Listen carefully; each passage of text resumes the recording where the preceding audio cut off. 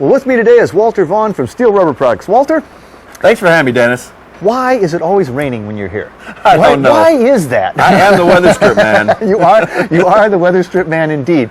Well, last time, one of the last times we had you on, we actually did an install. It was a vent window on a 1957 Cadillac. We followed that install, really, because it was done by the owner of the company, Matt Augusta, right? President of the company, yes. President of the company. Well, we're gonna go back and work on that car again today, but this time we're putting you on the hot seat, right? Yes, I'm going to install the door weather strip on this Cadillac. And is that a tough job? Is that... No, I think anybody can actually handle that. Well, you did it, right? Exactly. So hey, well, okay. Let's have a look at this install. Let's go. All right.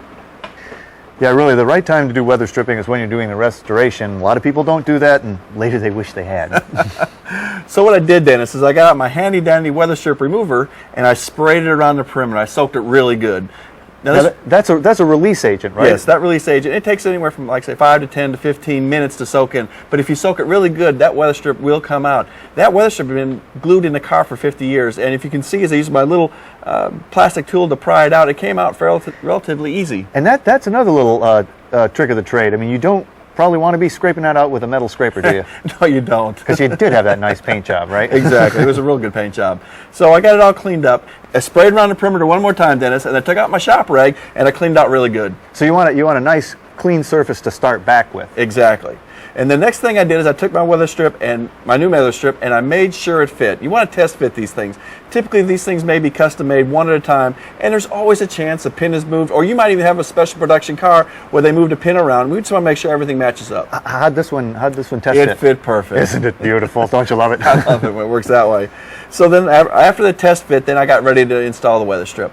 Now you put a real thin bead of weather strip glue on the door and on the weather strip, and I put on some latex gloves and I wiped it down, and I made a nice thin film. And that's another great tip, because believe me, that adhesive is hard to get back off your fingers. Latex gloves makes that just a wonderful.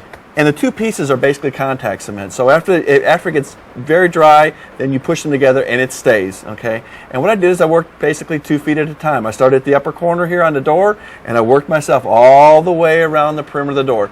Now, if you notice up here near the vent window, the chrome part here, they're used, instead of using pins, that's held with these metal clips, okay? I put the weather strip adhesive behind it, and then I screwed it down where it had to go, and then I trimmed the top off, and I was done. Wow. Now all the pins, all the clips, those are all in place when you get the weather strip. Yeah, right? they're already inserted, everything where it needs to go. Man, so that was it? That was it. Well, no, I had door bumpers. I put the part in the door and the part in the body, and that was it.